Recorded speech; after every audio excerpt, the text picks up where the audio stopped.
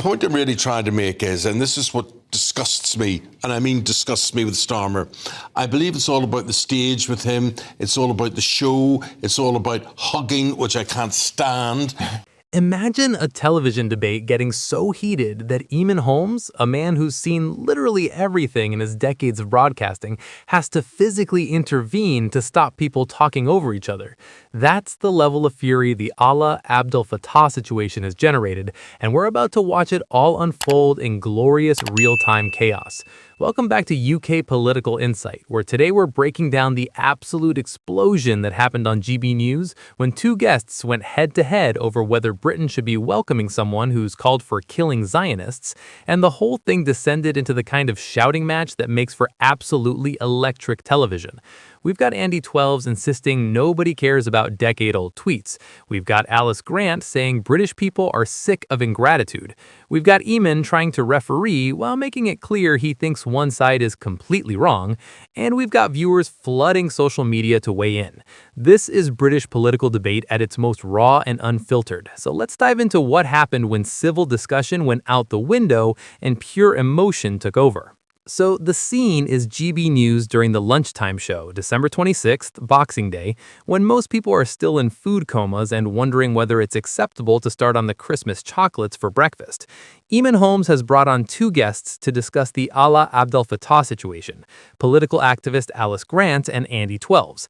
And from the moment the segment starts, you can feel the tension. This isn't going to be a polite exchange of views, this is going to be a proper row.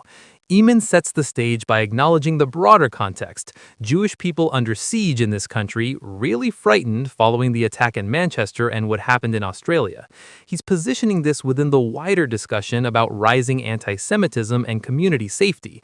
And then he makes it clear where he stands by saying Abd El-Fattah has said specifically really bad, horrible things.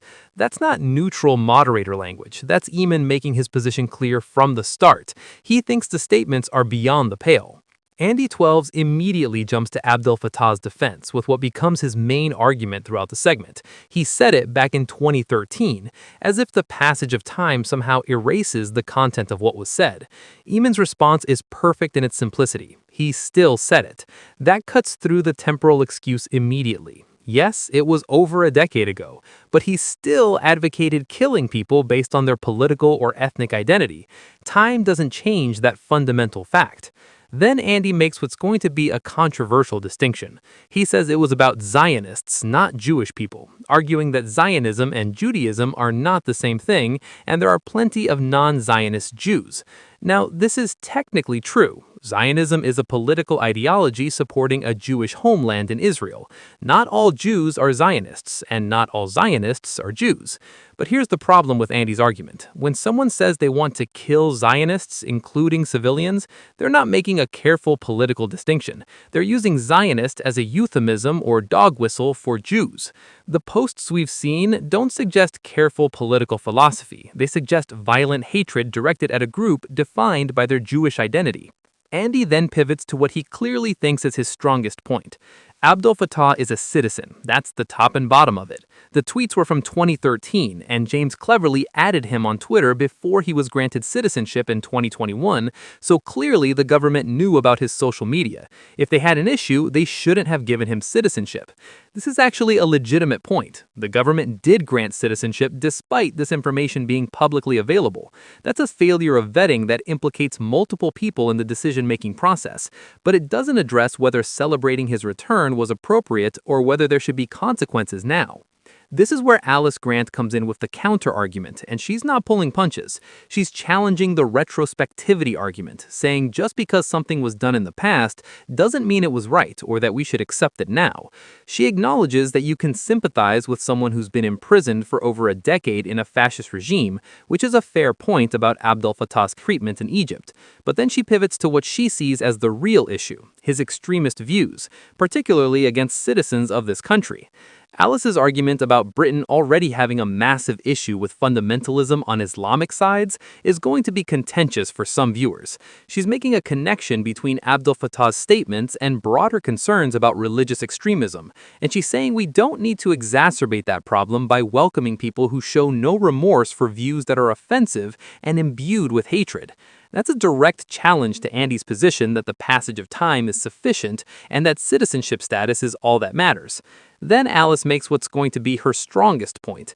If Abd el-Fattah is prepared to come out and say he doesn't agree with what he said, that he wishes goodwill for Britain and is grateful for the safety it's providing, that would be understandable. That's offering a path to redemption through genuine repentance.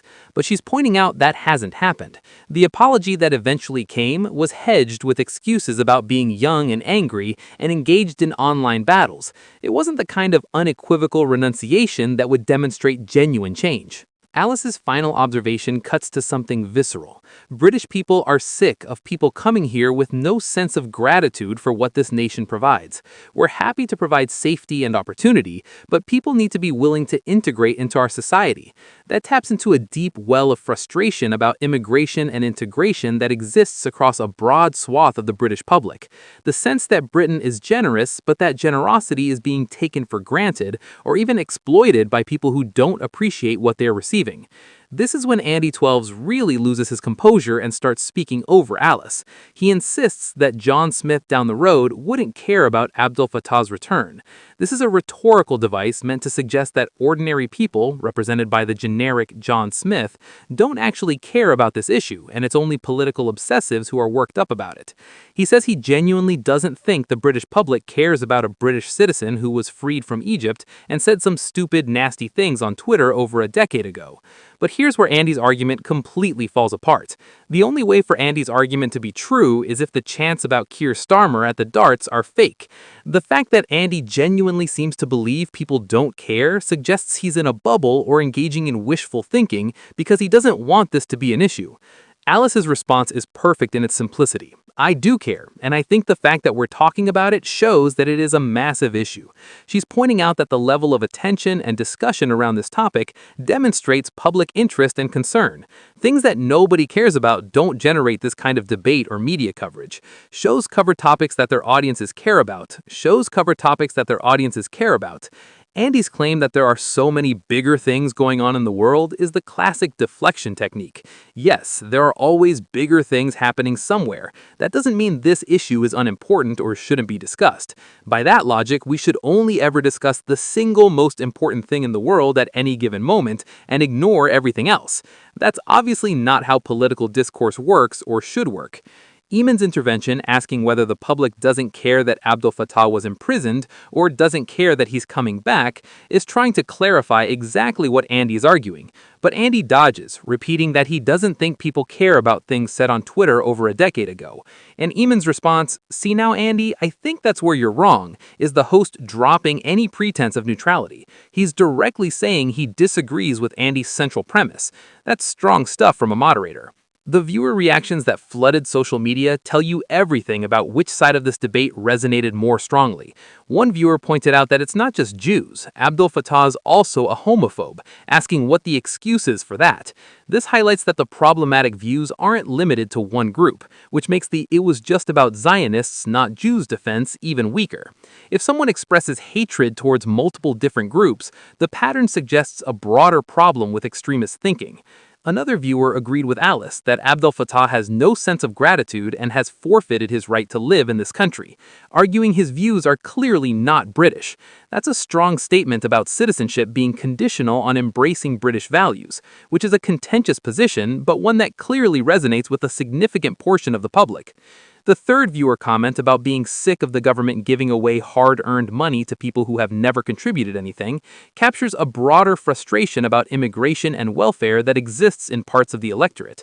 Whether that frustration is justified or fair in Abd el-Fattah's specific case is debatable, but the fact that his situation has tapped into that existing well of resentment is politically significant. The distinction Andy tried to make between Zionists and Jews is one that often comes up in these discussions, and it's worth examining more carefully. In theory, criticizing Zionism as a political ideology is different from antisemitism. In practice, the line is often blurred. When someone calls for killing Zionists, including civilians, they're not making a nuanced critique of Israeli government policy. They're expressing violent intent on a group that substantially overlaps with Jews. And even if they genuinely mean only people who identify as Zionist rather than all Jews, advocating violence against people based on their political beliefs is still extremism. Alice's point about integration is crucial because it speaks to what we expect from people who come to or return to Britain. Citizenship isn't just a legal status, it's a membership in a community with shared values.